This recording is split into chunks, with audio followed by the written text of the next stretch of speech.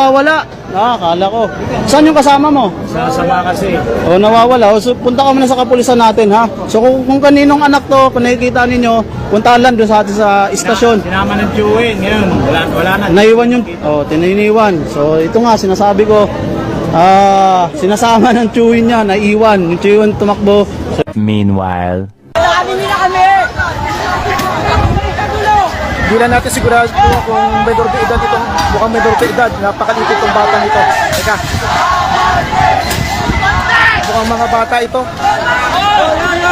Subukan natin lumapit. Nonoy, ilang taong ka na?